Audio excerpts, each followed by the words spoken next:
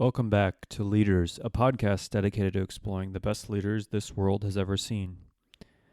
On today's episode, we are covering Mark Zuckerberg's trusted COO with the rise in Facebook, Sheryl Sandberg. Sheryl is a female COO, executive leader, and she documents a lot of her experiences within the CEO seat and her rise to a leadership position in the book Lean In, Women, Work, and the Will to Lead, and what she describes as a sort of feminist manifesto. But she also says that the book is a combination of things. It's partially stories from her own life and experience, partially data and research about gender issues, and partially a call to action by and for women. I think it is a fitting female leader to profile here in episode 11, the first of which that we have profiled, and certainly not the last. Definitely have carved off a path for the next episodes to get us to around 25 for the time being, and it definitely does include multiple other female either executives or CEOs that have been highly successful. Really don't think it's a better place to start, though, than with Sheryl and her strength and leadership within such a high-profile company like Facebook has been. And even before Facebook, she was at Google, which we will highlight through her career path. But really dating back to December 2010 is when she gave a TED Talk on why we have too few women leaders. And the talk was backed up with solid research and asked a question that Silicon Valley and corporate America really needed to hear. Spoke of the tiny percentage of women in C-suite roles, also honest in saying she doesn't have answers, just questions and some ideas.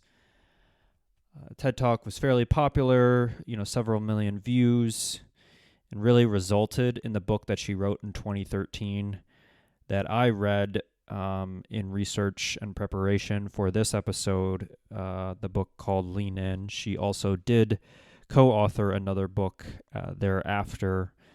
It really started the Lean In, created a movement of creation of Lean In circles. And so she's has a lasting impact in terms of that book and what it has resulted in. So Lean In circles are small groups who meet regularly to learn and grow together, and they're changing lives. Women are asking for more, stepping outside their comfort zones and leaning in.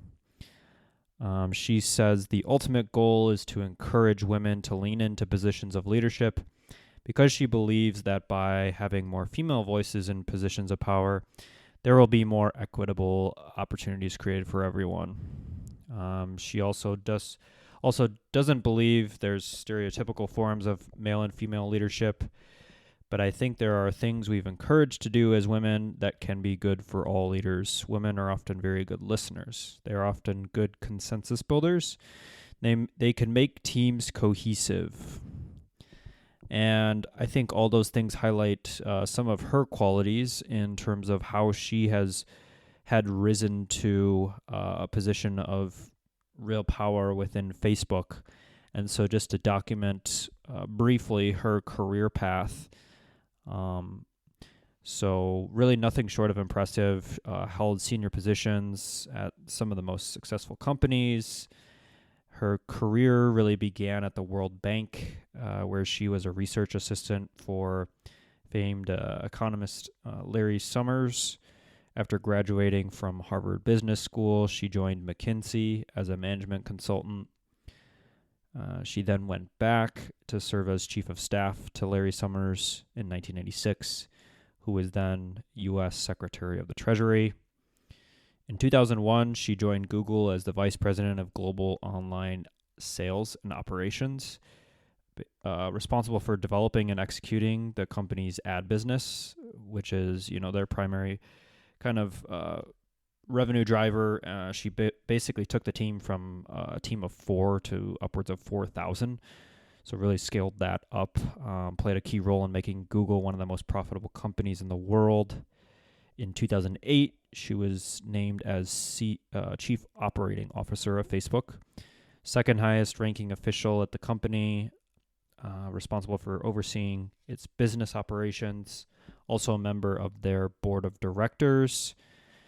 In addition to work at Facebook, as I mentioned, best-selling author within Lean In, translated into more than 50 languages, sold over 15 million copies worldwide. Again, that leanin.org, which is a nonprofit and advocate for women's rights and empowerment, also a member of the World Economic Forum's Global Agenda Council on Women and Work. Really, her career path is kind of inspiration to women everywhere.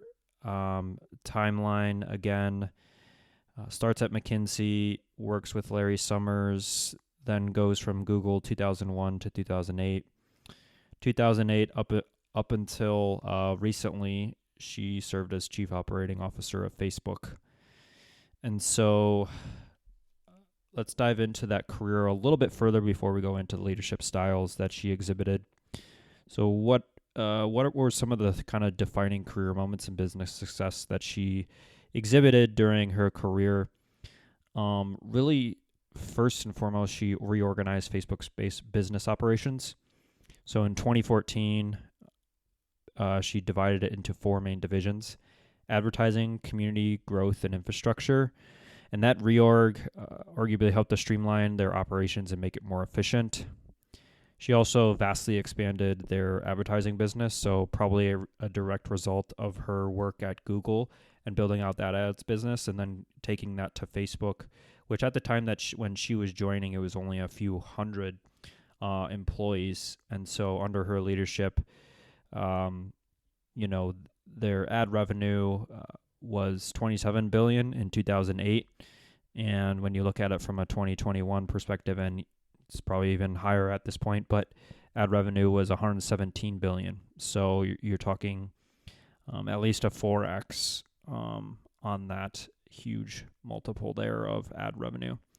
Also launched some new products and services. So Facebook Messenger, Facebook Watch, Facebook Portal, that helped to expand their reach and make it more engaging for users. Privacy concerns was a big issue that Facebook encountered. Addressed those in recent years. Really become a vocal advocate for privacy. Worked to address those concerns by implementing some new privacy policies, working with regulators around the world, and really, Facebook in the foremost has also been a result of scandals. So the ability to respond to those scandals appropriately and handle them in terms of Cambridge Analytica, the 2016 election information that Facebook had a role in to some capacity. She's been criticized for her handling, but she's also taken steps to address them, hired new executives, invested in new security measures, so on and so forth. So with that, as we define out some of her career moments, trace her career path, we now lead into the philosophies, leadership style that she, I think, is truly known for. And so really peg her from a leadership style perspective under a transformational one. And she really focuses on empowering her employees to reach their full potential, make a significant impact on the company. How does she do that? She really sets goals, clear goals with her teams, provides support and resources, and creates a culture of collaboration and innovation. And just a few quotes, I think, that drive that home in terms of how she views leadership. And so she says, the leadership is not bullying and leadership is not aggression. Leadership is the expectation that you can use your voice for good, that you can make the world a better place. Leadership is also about making others better as a result of your presence and making sure that impact lasts in your absence. That last point, I think, is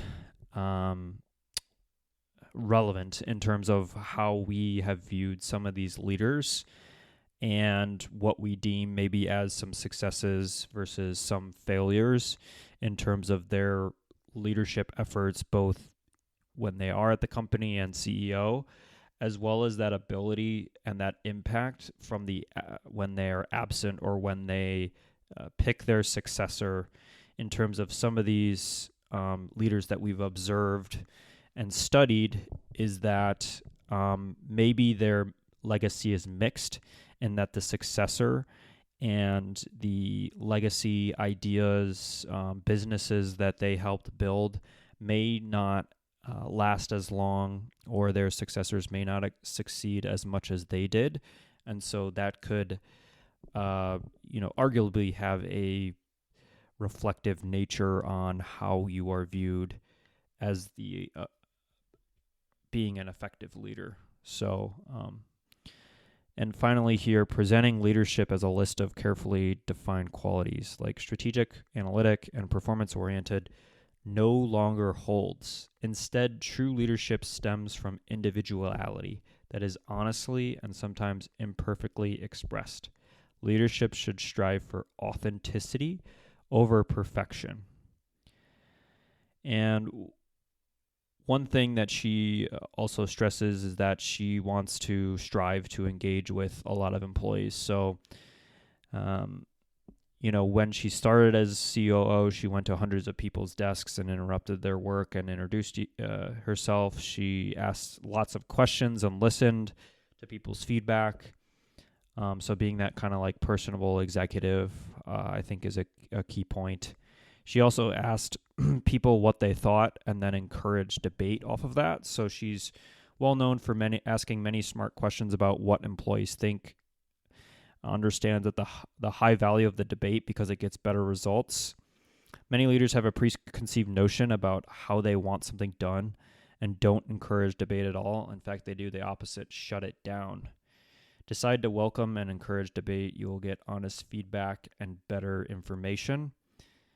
From a debate and just talkative standpoint, also, she's known for her communication skills. So kind of a clear and concise communicator, able to articulate her vision for the company in a way that inspires, strong advocate, again, for her employees, always willing to kind of fight for their rights and interests. And she does touch upon that within the book, particularly within the lens of women and their benefits and how they are kind of viewed in terms of, when they have a baby and how their career is treated and how they should think about work-life balance, so on and so forth. And one thing that, she talks about then, but also walked the walk and really adopted things herself as she was a mother through her time as an executive. One other kind of influence that she speaks to from a leadership standpoint is a book that she read from A Conscious Business, which is Fred Kaufman, a former MIT professor, and he's the author of that book. And within there, he says great leadership is conscious leadership. So she learned from Fred that effective communication starts with the understanding that there is my point of view, my truth, and someone else's point of view, his truth. Their research suggests that presenting leadership as a list of carefully defined qualities no longer holds, similar to the quote, I think, from earlier. Instead, true leadership stems from individuality, honestly and sometimes imperfectly expressed. Again, that authenticity key there. Just a few other key characteristics of her leadership style. So again, we talked about transformational, collaborative, so creating a culture that exhibits that, where employees are encouraged to share their ideas and work together to solve problems. She was more kind of data-driven, so making decisions based on data analysis rather than on gut instincts. So going back to our former episodes, I think really from Jeff Bezos and Steve Jobs' perspective, they would rather go from a gut instinct standpoint or a lack of customer research. So that deviates a little bit from her approach there. She's also results-oriented. So focused really on achieving results, holding her employees accountable to those results as well. She articulated her vision, was also empathetic to help her understand multiple perspectives coming from employees on a personal level. And then very driven, so a highly motivated and driven individual, set really a high standard for herself and her employees, as you saw tremendous growth within there. Before we go into the next section, also wanted to highlight some of her thoughts on career goals, careers as a whole, that really meld into, I think, how you are viewed as a leader or what steps you do take to become a leader. And so she kind of described careers as a jungle gym and not a ladder. So that search really requires and speaks to both focus and flexibility, but also recommending adopting kind of two concurrent goals, a long-term dream and an 18-month plan. Her job search within Silicon Valley had some highs. Her business crush, as she describes, is eBay's former CEO, Meg Whitman. In terms of picking what matters when picking a job, she really just boils it down to one thing, and that's fast growth. And that's how she kind of evaluated how she went from one position to the next and maybe made that leap of, Google was a highly established at that point and successful business, but to take the leap into Facebook, she saw the growth that presented itself with that opportunity. So when it's growing quickly, there's more things to do than there are more people to do them. She really repeated that advice over the years to countless people, encouraging them to reduce their career spreadsheets to just that one column, potential for growth. She also mentions that idea of a 18-month plan. So really on two fronts. First and foremost, set targets for what her team can accomplish. Employees who concentrate on results and impact are the most successful. And then second, really from a personal standpoint, learning new skills in the next 18 months as well. And then we'll just wrap up this section with a few other quotes that I think encapsulate her leadership style, philosophy, in that vein. So from Lean In, she says, we need to lean into our ambition and pursue our goals with passion. So that came from her book, and really encouraging women to be confident, pursue their goals even if they face challenges. We should all raise the ceiling and the floor. Means that we should not only work to achieve equality for women at the top, but also to create opportunities for women at all levels of society. The goal is not to be perfect. The goal is to be brave. That is from her other book, Option B, Facing Adversity, Building Resilience, and Finding Joy. Really encouraging people to take risks and to not be afraid to fail. From her 2013 TED Talk, if you're offered a seat on a rocket ship, don't ask what seat, just get on. It encourages people to take opportunities when they are presented to them, even if they are not sure if they are qualified. So again, going back to that career criterion of just where do you see fast growth and pursue it. There's no such thing as a perfect time to have a baby. Quote from Lean In really encourages them to not wait for the perfect time to have children because the perfect time may never come. And finally, we can't change what we are not aware of. And once we are aware, we cannot help but change. Emphasize the importance really of self-awareness and of being willing to change. And that willingness to change and to spot change and go towards change, I think, is a common thread that we see within these leaders that we've studied so far within this podcast. A few failures to highlight before we go into the last section of Mentors and Heroes. So failure, the Cambridge Analytica scandal and the handling of that. So in 2018, the political consulting firm Cambridge had used Facebook data to target voters. She was criticized for the handling of it. She initially denied Facebook had any data sharing agreements with them. The handling within the election, so in 2017, everything surrounding disinformation, propaganda, as well as just kind of downplaying the extent of the interference on the platform. Um, and since then, I think whatever came out when it was kind of initially presented versus what the facts were, are muddied. So, was it a failure? Was it, just the information from the media standpoint? Probably a little bit of combination of both.